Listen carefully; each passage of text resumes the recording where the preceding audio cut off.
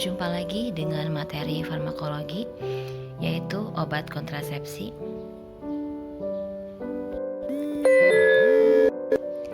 Pertambahan jumlah penduduk dunia dan terbatasnya pangan menyadarkan banyak negara akan pentingnya pembatasan kelahiran. Secara khusus, negara-negara berkembang seperti Indonesia yang tengah berupaya mengentaskan kemiskinan dan keterbelakangan. Pembatasan kelahiran merupakan suatu keharusan.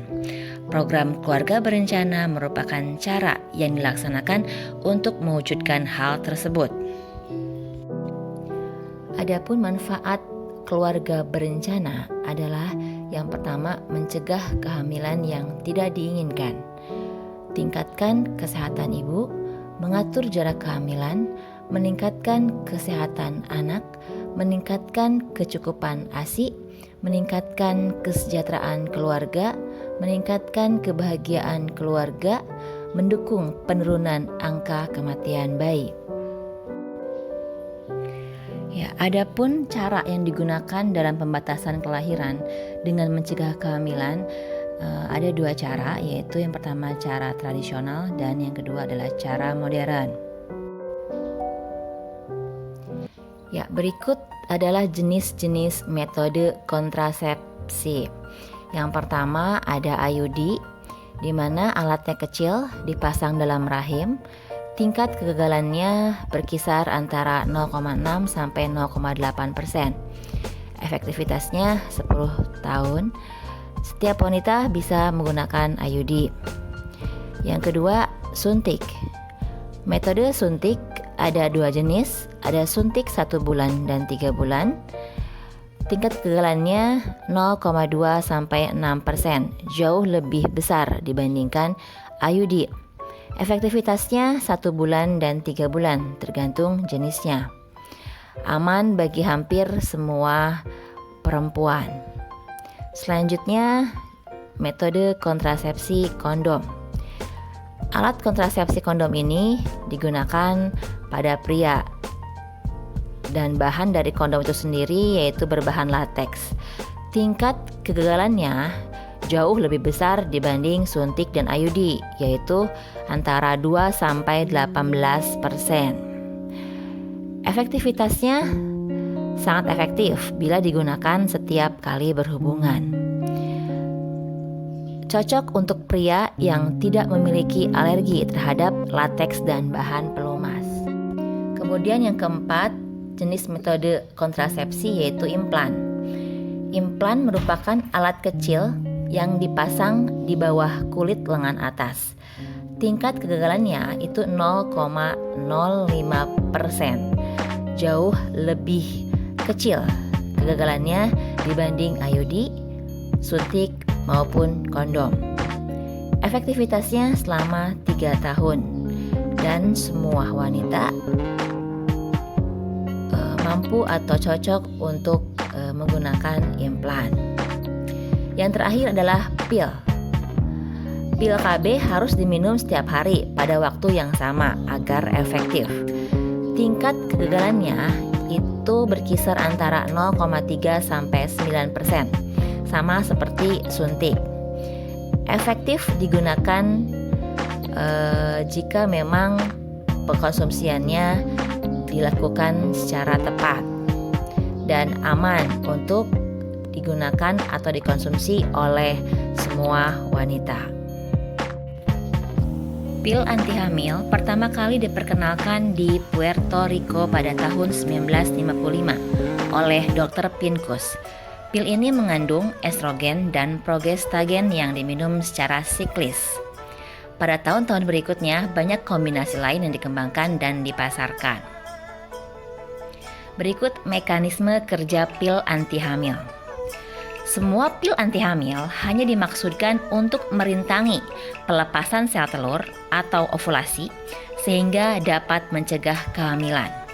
Yang pertama adalah cara kerja pil anti hamil, perintang ovulasi, di mana si estrogen dan progesteron yang terkandung dalam pil anti hamil dalam dosis yang sesuai mampu menekan sekresi gonadotropin dari hipofisis sehingga sel telur terhambat dalam proses pematangannya. Ketika sel telur terhambat pematangannya, maka sperma yang masuk ke dalam rahim seorang wanita itu tidak akan mampu membuahi sel telur itu sendiri. Yang kedua, pengentalan lendir serviks. Lazimnya serviks tertutup lendir yang akan menjadi encer atau cair selama masa subur, sehingga memudahkan masuknya sel sperma ke dalam uterus atau rahim. Nah, adanya progesteron yang terkandung dalam pil anti hamil ini akan mempengaruhi kekentalan lendir, sehingga sel sperma tidak mampu menembus rahim seorang wanita.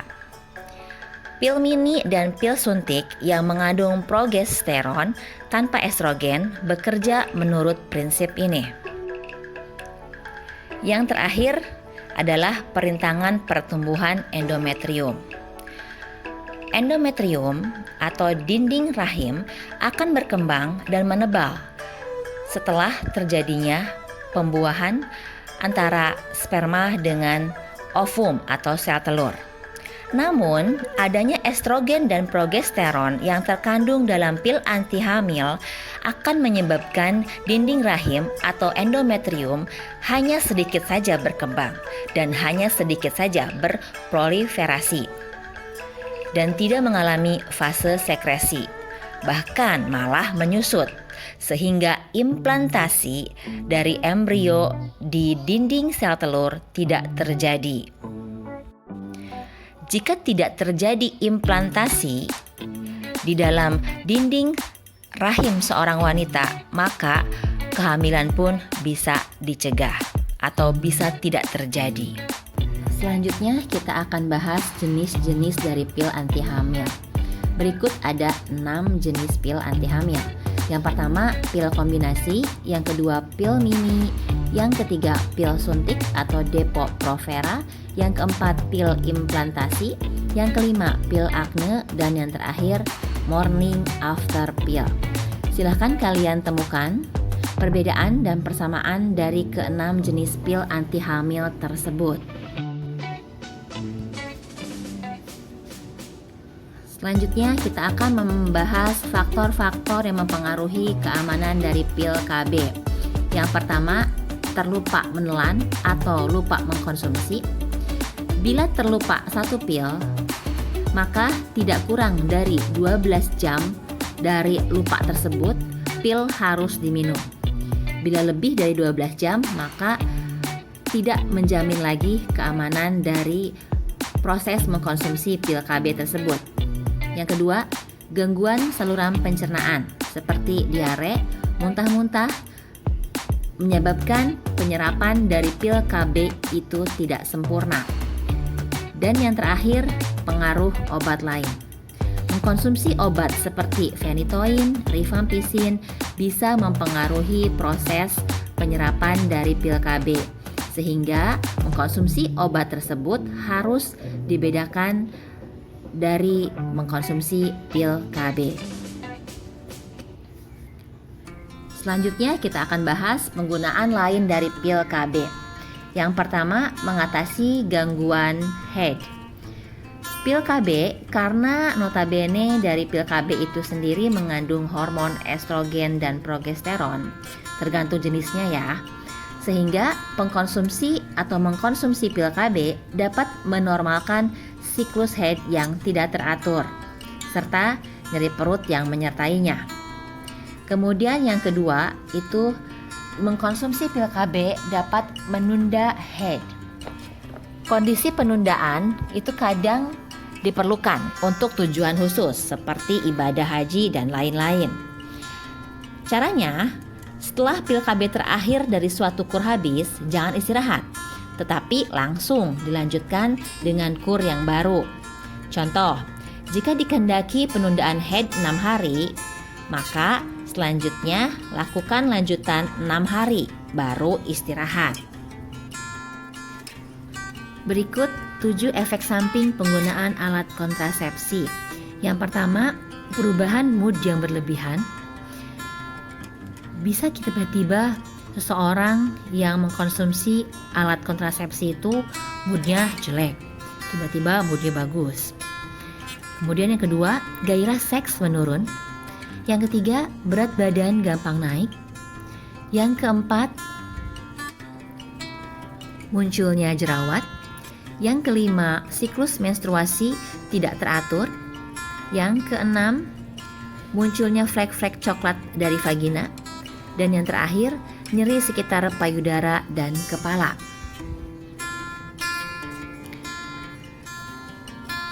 Kita akan bahas selanjutnya tentang kontraindikasi dari penggunaan pil kontrasepsi.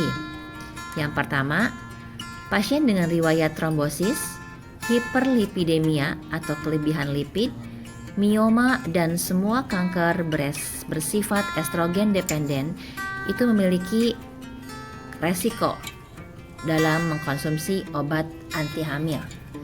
Yang kedua, pasien dengan riwayat pendarahan rahim yang tidak terdiagnosis. Yang ketiga, pasien gangguan hati, migrain hebat, jantung dan pembuluh darah. Yang keempat, pasien dengan penyakit diabetes dan hipertensi perlu kehati-hatian dalam mengkonsumsinya. Dan yang terakhir, penggunaan pil harus dihentikan setelah usia 45 tahun karena akan memiliki resiko tromboemboli. Oke anak-anak, selanjutnya kita bisa perhatikan di sini ada tabel spesialit kontrasepsi. Yang pertama, pil bifasis dengan nama generik levonorgestrel dan ethinyl estradiol dengan nama dagang Microgynon.